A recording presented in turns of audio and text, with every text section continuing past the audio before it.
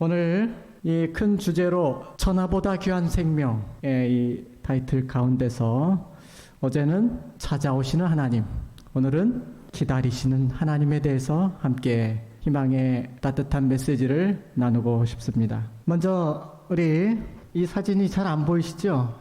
이 스크린도 화면도 작아서 이게 제가 한번 손에 작은 풀꽃을 집어들고 사진을 찍어봤습니다. 보이지도 않는 이 꽃이 뭐길래 이렇게 찍으셨을까 궁금하시죠? 이걸 좀 더 확대해 보면 이렇게 이 꽃이 꽃말이라고 합니다. 아주 좁쌀처럼 작다고 해서 점꽃말이 그렇게 이야기를 합니다. 이 풀은 들녘에 어디에서나 아주 흔히 봄철에 또 여름철까지 피어나는 그러한 꽃인데요. 더 확대해 보면 이렇게 마치 앙증맞고 그 색깔이 보면 볼수록 굉장히 매력적입니다. 하나님께서 누구도 일하면서 자세히 들여다보지 않고 눈여겨보지 않는 관심 밖에 밀려날 그러한 풀, 잡초에 불과한 이 한 송이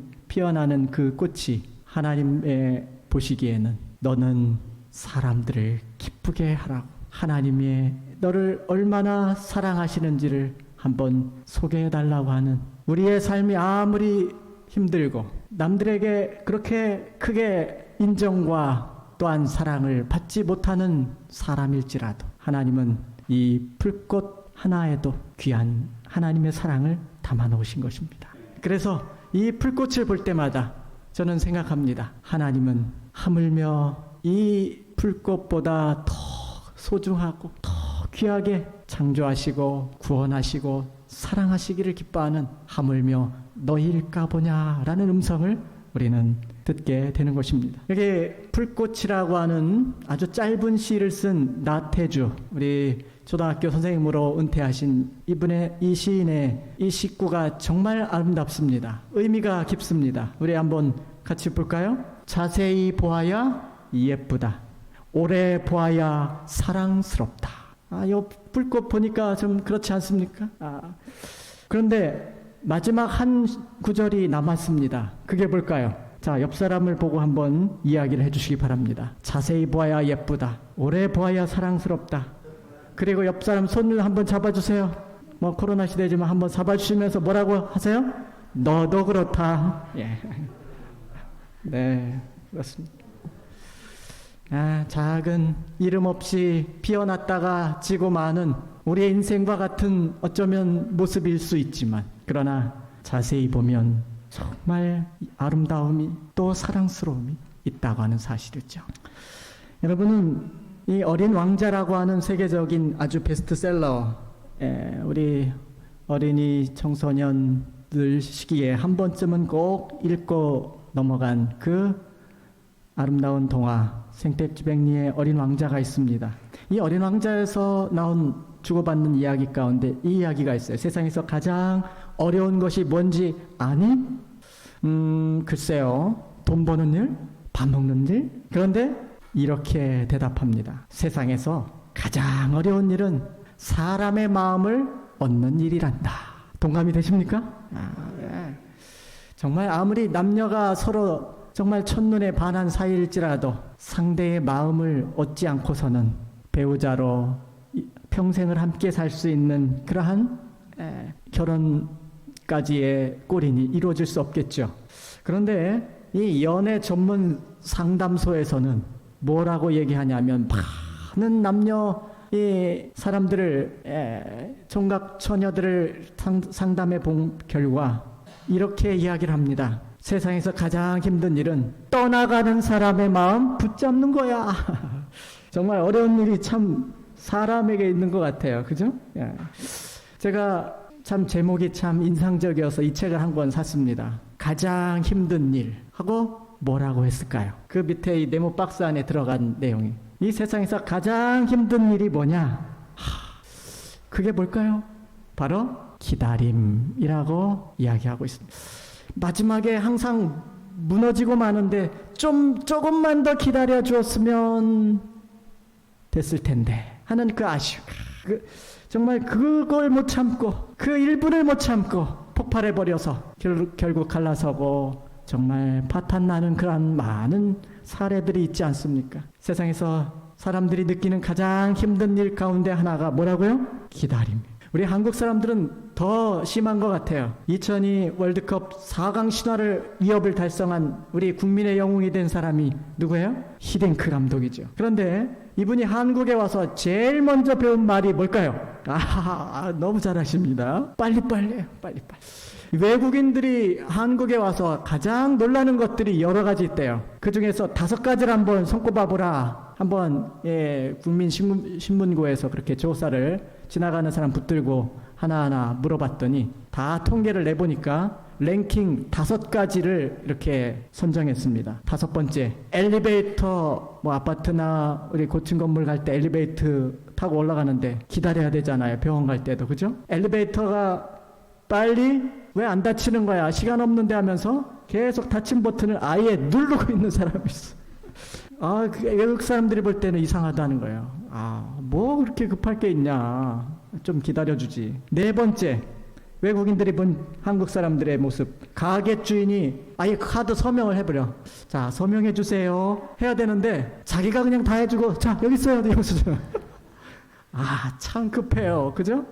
그리고 또 놀란 것은 웹사이트가 3초 안에 안 열리면 우리 젊은 세대들한테는 이것이 아주 공감이 되는 내용이에요. 아무리 해도 이게 빨리 안 넘어가네. 빨리 클릭이 되면 짠 하고 떠야 되는데 안 떠. 아이고 답답해. 에이 하고 다른 데로 넘어간다는 거예요.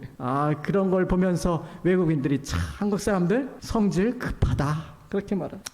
2번째, 화장실에서 볼일을 보며 양치질까지 하는. 특별히 남자들은요, 아예 화장실 입구부터 들어가자마자 소변기 앞에 서기도 전에 자크를 내려요. 얼마나 급합니까? 그죠? 자, 영예의 1위를 차지한 이 한국 사람들의 그 급한 성미, 뭘까요? 자판기에서 커피 뽑는데 아주 커피가 다 쏟아져 물이 나오기도 전에 뭐 하고 있어요? 아예 그냥 손을 나오면 냉큼 가져가려고 기다리고 집어넣고 있는 거.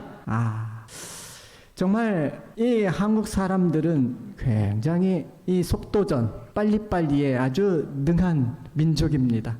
그래서 어쩌면 우리 한국이 세계 6.25 동란 이래 가장 후진국으로 추락했던 우리 한국이 이렇게 20년, 30년 만에 정말 세계 정상들과 어깨를 겨누른 이제는 선진국이라고 하죠.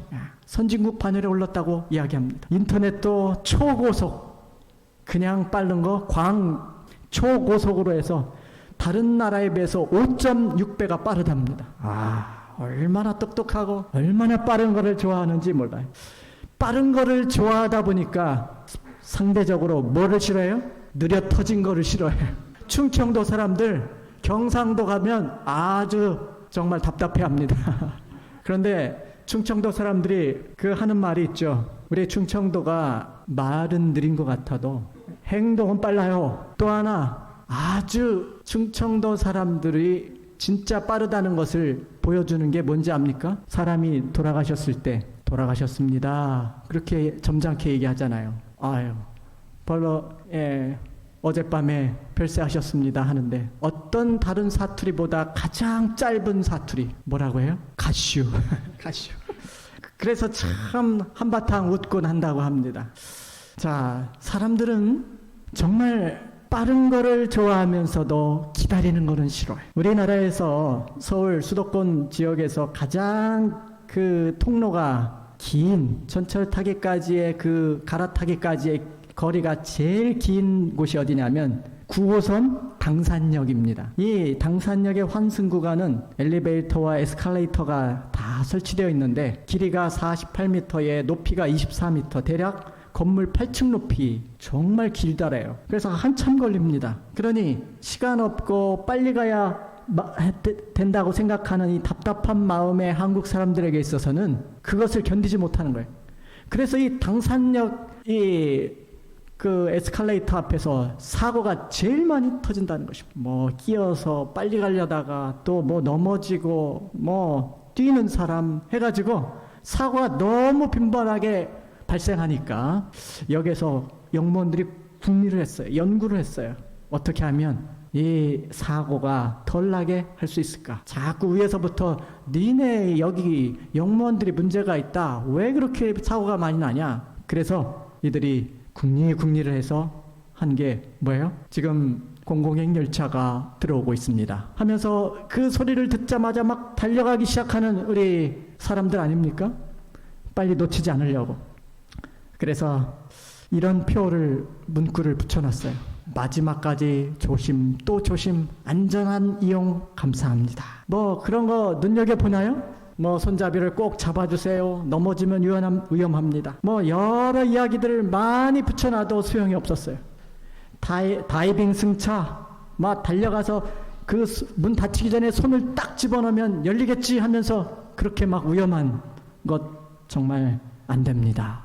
여러 문구를 새겨놨는데 도통 통하지가 않았어요. 그러다가 마지막 이거 좋겠다 하고 찾아내니 문구를 붙여놨더니 사람들이 그 이후로 여기 당산역에서 사고가 아주 줄어들어서 좋아하게 되었다는 것입니다. 무슨 내용이었을까요? 이겁니다. 지금 들어오는 저 열차 여기서 뛰셔도 못합니다. 제가 타봤어요.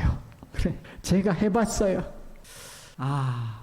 사람들은요 먼저 다 경험해봤다고 하는 그 말에는 아주 꼬박 속는 것입니다. 그래서 이 말을 쓴 사람한테, 문구를 작성한 사람한테 물어봤대요. 정말 그 소리, 전철역에서 소리가 도착했다는 소리가 났을 때 당장 뛰면 탈 수 없습니까? 해봤더니 자기는 한 번도 안 해봤대. 사람들은 어떻게 해서든 뭐 하고 싶어요? 거짓말을 해서라도 뭔가 목적을 이루고 싶어 하는 마음이 있죠.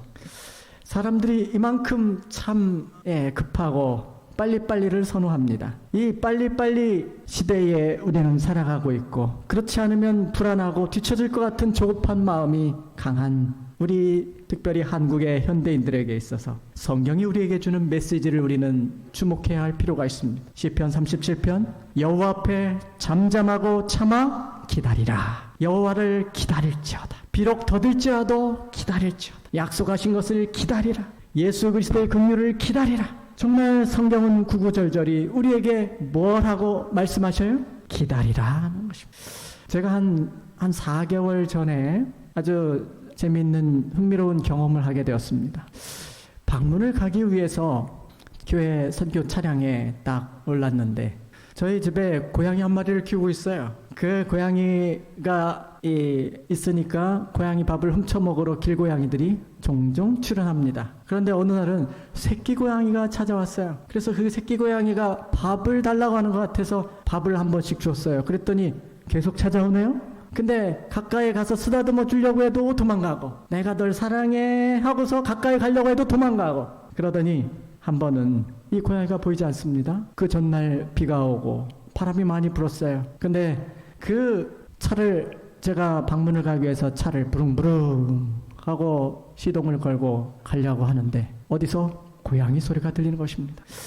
이게 무슨 소리일까 하고서 차 밑에 고양이가 있나 보다 하고서 아무리 차 바퀴 있는 쪽을 들여다보고 머리를 들이밀고 들여다봐도 보이지가 않습니다. 그런데 고양이 소리가 분명 들려요. 그래서 뭐 차를 운전해서 가면 어디 숨어있던 고양이가 도망가겠지 하고서 부릉부릉 하고서 갔습니다. 약속한 시간이 있기 때문에 빨리 가야 해서 갔습니다. 그런데 이상하게 신호등에 설 때마다 또 야옹 야옹 거리는 거예요. 참 괴로운 거예요. 이 고양이가 어디 엔진 룸에서 나는 것 같은데 엔진의 룸에 들어가서 얘가 지금 질식해서 죽으면 어떡하나. 아주 마음이 조마조마해서 이제 방문 지역에 도착해서 엔진룸을 먼저 열어봤어요. 본네트를 열어보니까 고양이가 보이지 않아요. 그리고 소리가 나지 않아요. 그래서 방문을 마치고 다시 차에 와서 부릉부릉 켰는데 또 소리가 나요. 야옹 야옹.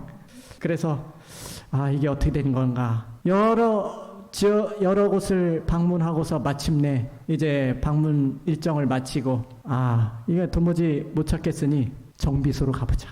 그래서 정비소로 가서 부탁을 했습니다. 여기 분명히 이 차 안에 고양이 소리가 나는데 한번 확인 좀 해주십시오. 119로 가려고 했더니 정비소로 먼저 오는 게 낫겠다 생각 싶어서 정비소로 왔습니다. 그러면서 정비소로 왔더니 정비소 그 직원도 분명히 고양이 소리가 난다고 해요. 그런데 한 번 울리고 또 안 울려요. 그래서 어떻게 고양이를 불러야 하나, 고양이 위치를 본네트 열고 뭐 바퀴 옆에 다 찾아보고 했는데 차를 들어 올려서 다 했는데도 안 보여요. 그런데 한 가지 지혜를 이 직원한테 주셨는데, 이렇게 애기가 해요. 목장. 여기 화면이 보이지 않아서 죄송합니다. 자, 결론적으로 이 고양이를 찾기 위해서 시간이 필요했습니다. 기다려줘야 될 시간이 필요했어요. 이 고양이가 야옹거리는 음성을 들려주려면 자기와 같은 야옹거리는 고양이의 소리를 유튜브에 그 핸드폰, 스마트폰에서 고양이 울음소리를 들려줬어요. 그랬더니 그 고양이가 반응을 하는 거예요.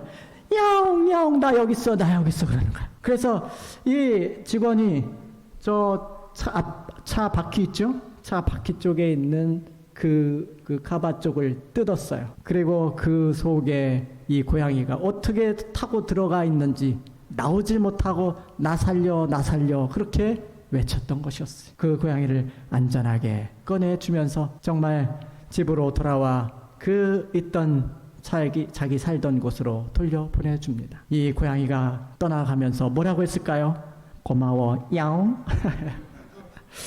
정말 저는 그 잃어버린 한 마리 양을 찾기 위해 찾도록 찾기까지 찾으시는 목자의 심정을 다시 한번 그 순간 읽게 되었습니다. 정말 뭐 그냥 내가 헛소리를 들은 거겠지, 환청을 들은 거겠지 하고서 지나쳤다면 고양이를 단념했다면 고양이는 찾을 수 없었을 것입니다. 그러나 오늘 이 시대에도 여전히 이렇게 자신의 위태로운 상황을 자기도 모르게 들어가 빠져나오지 못하는 상황 속에 갇혀있는 그러한 영혼들이 이 세상에 얼마나 많은지 주님은 오늘 그 영혼들 때문에 속히 오시겠다고 하신 주님의 그 말씀을 성취하지 못하고 계신 것입니다.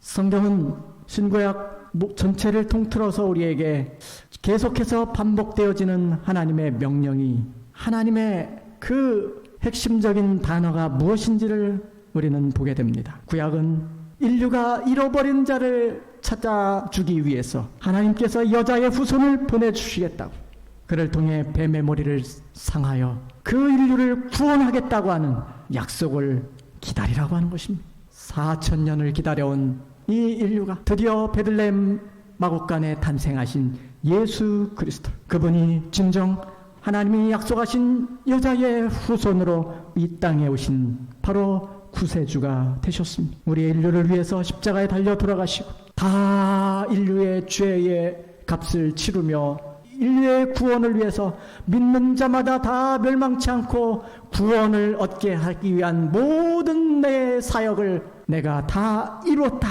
하고 십자가에서 외치셨습니다. 그러면서 하늘로 올라가시면서 부활로 승천하여 하늘로 가시면서 주님은 약속하십니다. 내가 다시 오리라. 그러므로 그 약속하신 것을 기다리라. 결국 성경은 우리에게 한편 일률적으로 기다리라고 말씀하십니다.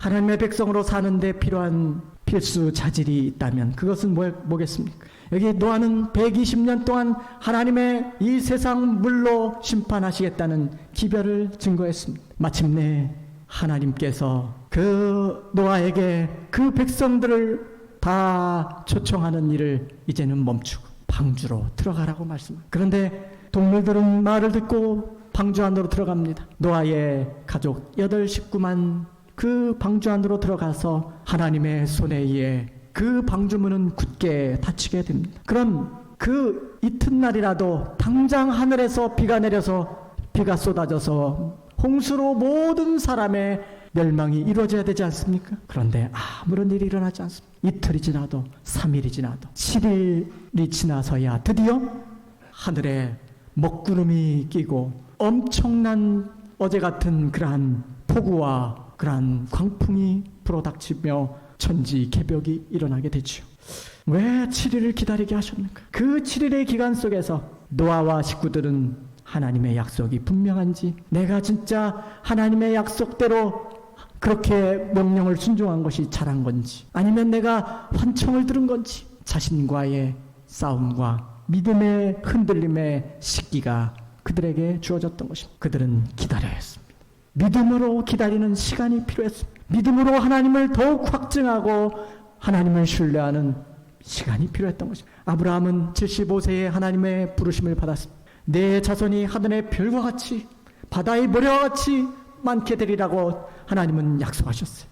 그런데 25년이 지난 뒤에 가서야, 아니 하나님의 그 약속이 20여 년이 지난 뒤에도 어떤 아들에 대한, 그 씨에 대한 소식이 전혀 없다가 정말 완전 할아버지 100세 된 고목이 되어서 하나님의 약속의 성취를 보게 됩니다. 왜 그렇게 하나님께서는 아브라함에게 계속 지연을, 약속의 지연을 그렇게 허락하셨을까요? 믿음의 사람으로 준비되어서, 믿음의 구원의 백성으로 내가 준비될 시간이 필요했던 것이죠. 기다림의 준비가 바로 필요했습니다. 모세도 역시 40세에 하나님의 백성들을 구원하고자 나섰지만 하나님께서는 아니야 라고 하시면서 되려 죽을 고비에 이르렀을 때 그는 도망가서 미디안 광야로 향했죠. 그리고 그 40여 년 동안을 목자로 그 미디안 광야에서 그야말로 정말 사냐에 아주 북촌놈으로 그렇게 은둔 생활을 했습니다. 나는 아무런 이제 말도 못하고 아무런 힘도 없고 80 노구에, 그런데 하나님께서 그에게 나타나 부르시는 것입니다. 그 미디안 광야에서의 40년을 왜 하나님께서 썩혀 보내시는 시간을 허락하신 것입니까? 그에게 준비되는 시간이, 기다림에, 하나님의 기다림이 바로 있었다는 사실입니다. 다윗도 마찬가지로 왕의 기름을 부음을 받고서 13년이라는 30세가 되기까지의 시간을 그는 도망자 신세로 그렇게 살아야 했습니다. 그에게는 정말 이스라엘을 치리할 지도자로 준비될 그러한 여물어 갈 시간이 필요했다는 것이죠. 하나님이 왜 기다리게 하시는가? 전도서 3장 1절에 천하의 범사에 기한이 있고 모든 목적이 이룰 때가 있나니 날 때가 있고 죽을 때가 있으며 심을 때가 있고 심은 것을 뽑을 때가 있습니다. 다 때가 있다는 것입니다. 하나님이 정한 때가 있다는 것입니다. 도토리 나무가 땅에 심겨지는 즉시 도토리가 열매를 맺습니까? 봄, 여름, 가을, 겨울. 시간이 지나고 한 해, 이태, 3해를 지나야 뭐가 나와요? 도토리 나무가 되어서 열매를 맺습니다. 우리가 매년 농사를 짓고 논에다가 벽실을 뿌리고 모를 심습니다. 우리 정말 가난한 힘들었던 시절, 얼마나 그 보릿고개를 넘기기 어려운 시절이 있었지 않습니까? 그 종자를 끝까지 남겨서 그 배고픔을 참으면서 왜 그 벽실을 남겨 먹지 않았습니까? 그것은 그 이후에 작은 한 끼로 끝나버릴 그 혹 벽시일지라도 그것이 숨겨지고 그것이 봄, 여름을 거쳐 가을이 되면 어느 순간 그들을 위한 정말 풍성한 밥상에 올려질 양식이 되기 때문에 그때까지 기다림이 필요한 것입니다. 여러분, 그 애벌레 중에서 나비나 매미를 생각해 보십시오. 더구나 매미는 그 애벌레로 정말 습한 그 캄캄한 땅 속에서 7년을 있다가 간신히 이제 날개가 펼쳐지는 매미가 되어서 창공을 활활 나르게 됩니다. 그렇게 한 달을 살다가 세상을 하직합니다. 여러분, 7년간이나 땅속에서 그 캄캄하고 습한 땅속에서 애벌레 생활을 해야 돼요. 오늘 주님께서 속 키우신다고 하는데 왜 30년 전, 40년 전에도 그 이야기를 들었는데 왜 안 오십니까? 왜 이렇게 죄악의 음침한 세상 속에 우리를 언제까지 두십니까? 우리는 하나님의 정하신 때가 내 욕심과 내 이기적인 그러한 생각의 시간이 아니라 오늘 우리가 정말 준비되어야 할 시간, 오늘 하나님께서 바로 정하신 때가 있다는 것입니다. 사람에게도 역시 사계절이 있습니다. 봄, 여름, 가을, 겨울이 오듯이 인생에도 사계절이 있어요. 우리의 신앙에도 여전히 또한 그러한 계절이 오게 되어 있어요. 오늘 우리의 인생에 정말 봄 청소년 같은 정말 힘있게 움돋고 자라나는 시간이 있어요. 정말 청년의 그 열정 여름 같은 시간이 있어요. 그러나 어느 순간 이제는 성숙한 장년의 성년의 시간이 다가오죠. 그리고 어느 순간 꼬부라지고 쇠퇴해서 이제 죽음을 앞둔 노년의 겨울이 찾아오는 것이죠. 인생은 우리의 스토리를 가만히 들여다보면 정말 젊음과 꿈이 있고 희망이 있던 때가 있는가 하면 어느 순간 이제 완숙한 모든 것을 다 통달할 것 같은 그러한 인생에 또한 성숙한 시기가 오는가 하면 어느 순간 정말 인생의 깊은 나락에 떨어질 때가 있고 다시금 그것을 극복하고 올라오는 그러한 때가 있는 것이죠. 문제는 기다림에 지쳐갈 때입니다. 하나님 왜 제게 이런 고통의 시간을 주시는 거예요? 왜 감당하기 어려운 상황을 계속 허락하시는 것입니까? 우리는 욥의 생애의 모습의 스토리가 없었다면 우리는 참 시험받고 하나님을 믿는 신앙이 참 힘들어졌을 수도 있어요. 그런데 욥의 생애를 통해서 정말 아무 잘못 없는 욥을 그렇게 고난의 틈바구니 속에 하나님께서 허락하신 이유가 바로 사탄 때문이었다고 하는 사실을 우리는 보게 되면서 하나님이 우리를 성숙의 경지로 이끄시고 우리가 열매 맺는 그러한 열매 되기를 하나님이 바라시고 계시기 때문에 하나님께서 때로 우리에게 기다림이 필요하다고 말씀하십니다. 우리는 정말 요셉의 일생 그의 스토리가 얼마나 파란만장한 그러한 삶의 연속이었는지를 우리는 보게 됩니다. 사랑받던 11번째 사랑의 채색옷을 필 만큼 사랑하는 그 아들, 눈에 넣어도 아프지 않을 만큼 그러한 아들이 어떻게 됐습니까? 형제들의 시기에 모함에 의해서 구덩이에 던져지고 결국은 그의 입혀진 사랑의 상징인 채색옷이 찢겨지고 그는 노예의 옷으로 갈아입혀지는 뇌로 팔려가는 신세가 되고 거기서 또한 그 애굽 주인의 아내의 그러한 시기에 또한 억울하게 그는 감옥에 던져지고만 자신의 인생이 하나님께서 약속하신 정말 형제들이 자기 앞에 절하는 그러한 하늘의 별과 같은 그러한 존재가 된다고 하는 하나님의 주신 그 꿈이 언제 이루어질지 전혀 보여지지 않는 그러한 시기를 그는 살아가야 했습니다. 그러한 긴 기다림의 생애가 바로 요셉의 생애였습니다. 마침내 그는 하나님이 어린 시절 주신 그 꿈의 성취를 보게 됩니다. 애굽의 총리로 있을 때에 기근을 피해 양식을 구하러 자신의 그 형제들이 자기를 그렇도록 정말 밉게 팔아넘긴 그 형제들이 와서 덥석 절하며 양식을 구하는 것입니다. 바로 그 순간이 왔습니다. 복수의 칼을 갈고 있었던 요셉이었다면 그는 반드시 내가 드디어 복수를 할 때가 왔다. 내가 가만두지 않겠다. 그들의 날카롭고 매몰차게 나를 그렇게 뿌리치며 던져버린 그 구덩이와 또한 팔아버린 그 철천지 한을 나는 결코 잊을 수 없다 하면서 그들을 다 감옥에 던져 어떠한 누명을 씌워 죽일 수 있었습니다.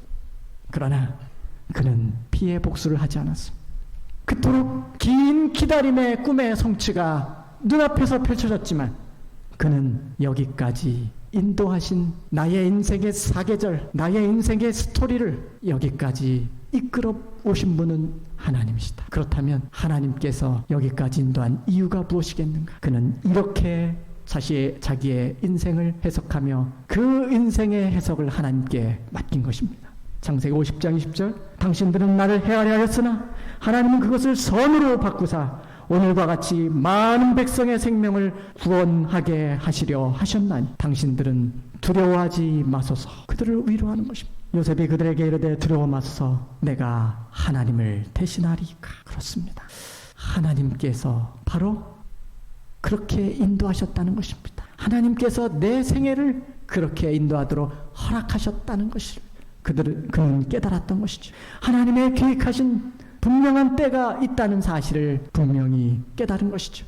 우리는 예수 그리스도, 정말 주님을 그토록 기다렸던 이스라엘 백성들의 모습 속에서 하나님은 때가 참해, 이 한 구절 속에서 우리의 생각대로가 아니라 하나님의 계획하신 우리에게 가장 적합한 그때, 그 시기는 바로 예수님이 태어난 시기는 로마가 전 세계를 지배하고 있던, 어디로든지 세계는 로마로 통한다. 그래서 어디로든 주님의 그 귀한 복음이 세상 땅끝까지 퍼져나가는 그 길을 닦아놓은 시대에 바로 예수님이 오실 필요가 있었던 것이에요. 그때에 주님이 오셨던 것입니다. 가라사대 성 아무에게 가서도 선생님 말씀이 내 때가 가까웠으니 하면서 유월절을 지킬 자리를 준비하라고 하시면서 주님은 내 때가 되었다 라고 말씀하십니다. 주님은 당신의 때, 하나님의 때를 또한 바라보고 살아간 사람이었습니다. 자신의 인생 스토리를 자기가 쓰려고 하지 않고 하나님께 전적으로 맡기면서 살아간 것이 예수님의 전적인 생애였습니다. 사람의 마음으로 자기의 길을 계획할지라도 그 걸음을 인도하시는 이는 여호와시다. 자기의 인생의 길이 자기에게 있지 아니하니 걸음을 인도함이 걷는 자에게 있지 않다. 그러므로 오늘 우리는 예수님처럼, 요셉처럼 우리가 우리의 인생의 내용을 우리가 이렇게 저렇게 만들어 가는 것이 아니라 하나님이 인도하시는 길을 물으면서 따라가는 그 삶이 바로 예수님처럼 살아가는 길이. 믿음의 주여 온전케 하시는 예수를 바라보자. 주님은 오늘 우리의 길을 인도하시는 분이시고 오늘 우리의 믿음을 주시는 분이십니다. 그런데 여기 믿음의 주요라고 말할 때 이 믿음의 주의 의미를 이 NIV 국제역 성경에서는 이렇게 번역하고 있습니다. Author of our faith. 무슨 말이에요? 우리의 믿음의 작가가 되신다는, 우리의 믿음 생활의 작가, 우리의 인생 스토리의 작가가 누구라고요? 예수 그리스도시죠. 우리의 길을 인도하시는 하나님이시라는 것이죠. 여기 화려한 영성이라는 책을 쓴 이 영감의 저자가 이 책에 보면 이런 말을 했어요. 당신이 만일 비극의 항복판에 있다면 이렇게 해보는 게 어떤가? 예수께 당신 자신의 편집권을, 인생의 편집권을 온전히 맡기라. 우리 자신의 이야기를 스스로 직접 쓰려고 하지 마라. 예수님을 믿음의 주요 구세주만이 아니라 내 인생의 저자로 모셔야 한다. 예수님이 우리의 인생을 통해 그분의 이야기를 쓰시도록 한다면 그 어떤 비극도 동화 같은 결말로 이어질 것이다. 그렇다고 인생의 상심과 고통이 모두 사라진다는 말은 아니다. 단지 결말이 달라진다는 말이다.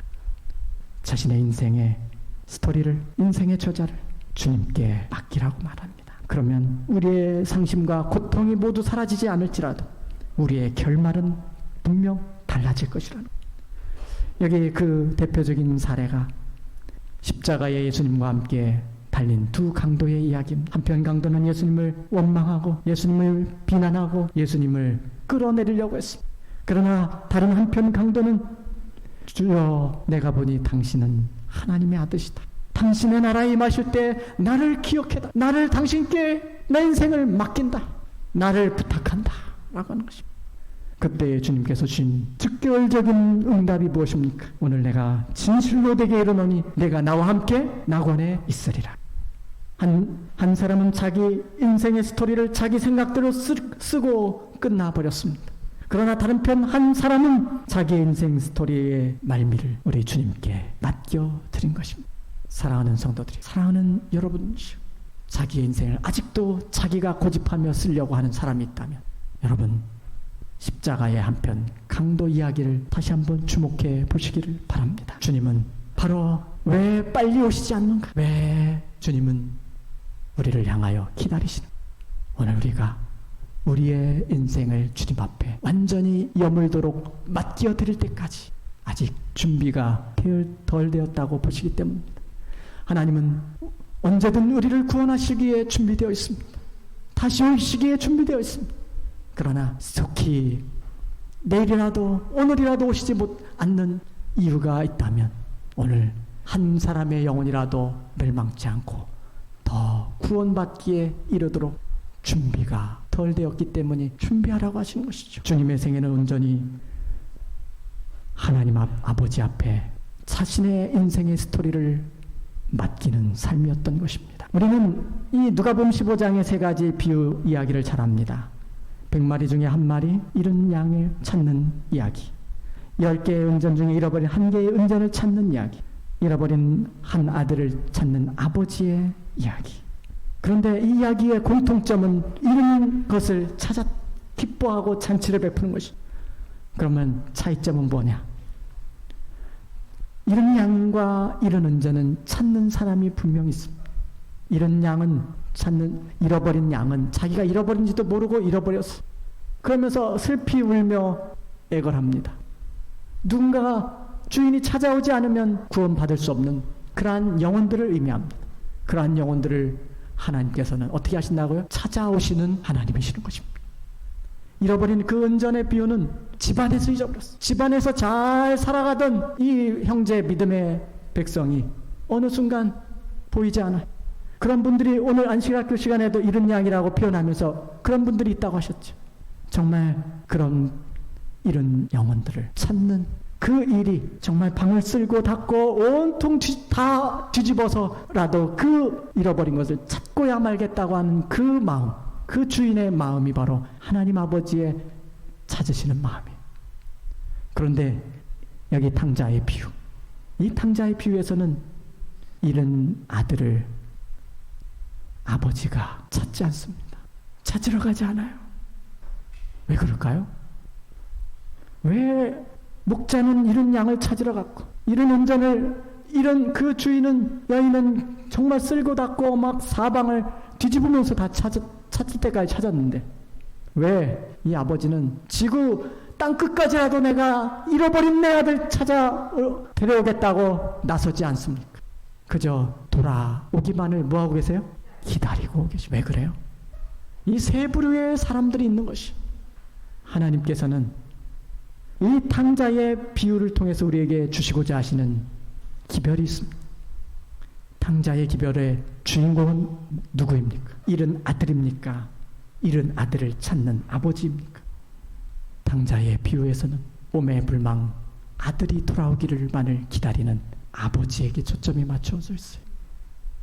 아버지가 버젓이 살아있는데 유산을 챙겨 도망간 그 아들은 그 유대 전통에 의하면 사람들이 그 아들을 끌어다가 공중석상에서 돌에 쳐 죽여도 마땅한 사람이에요.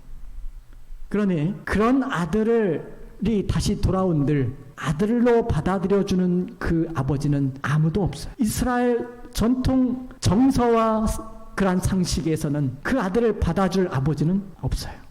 아들이 돌아오기 전에 주변 사람들이 그 아들 알아보면 죽여도 아무 말 할 수 없어요. 이 이야기의 초점은 바로 잃어버린 아들이 아니라 잃어버린 아들을 기다리는 아버지에게 초점이 맞춰져 있는 것입니다. 하나님께서는 아무리 거지가 되고 아무리 배은망덕한 자식이라도 자기의 잘못을 깨닫고 돌아올 때까지 언제든 기다리시는 하나님이심을 우리에게 보여주는 것입니다. 왜요? 여호와께서 기다리시나니 이는 너희에게 은혜를 베풀려 하시며 일어나 실히 이는 너희를 긍휼히 여기려 하심이라. 대저 여호와는 정의의 하나님이시라. 그를 기다리는 자마다 복이 있도다. 오늘 주님은 우리를 향해 기다리고 계십니다. 왜 지체하시는가? 그 이유는 우리가 준비 덜 된 사람들을 구원하려고, 빨리 구원해 오라고, 그리고 그 잃은 자식이 빨리 돌아오기만을, 조금만 더 시간을 주면 돌아올 수 있는데 조금 더 1분만 참으면 살릴 수 있는. 그래서 주님은 조금 더 시간을 벌라고 오늘 기다리시는 그 하나님 앞에 오늘 겸손히 돌아오시는 영혼들이 이 교회에 가득 넘치게 되기를 간절히 소망합니다. 하나님께서 분명 우리에게 약속해 주십니다. 더 이상 그 기다림을 이제 지체하지 않으실 때가 분명 올 것입니다. 오늘 우리에게 인내가 필요함, 하나님의 뜻을 행한 뒤에 약속을 받기 위함이라고 말씀합니다. 잠깐 후에 오시리니 지체하지 아니하시리라. 오직 나의 의인 믿음으로 말미암아 살리라. 뒤로 물러가면 내 마음이 저를 기뻐하지 아니하리라 하셨느니라. 우리는 뒤로 물러가 침륜에 빠질 자가 아니요 오직 영혼을 구원함에 이르는 믿음을 가진 자니라. 우리 모든 믿음의 성도들이 바로 이러한 구원함에 이르는 믿음을 가지고 기다리시는 우리 주님을 한 명의 영혼이라도 더 인도해서 주님 앞에 기쁨의 잔치에 함께 참여함으로 우리 주님을 기쁘게 맞이하고 주의 잔치에 참여하는 우리 모든 성도들이 되길 바라며 오늘 말씀을 마치겠습니다.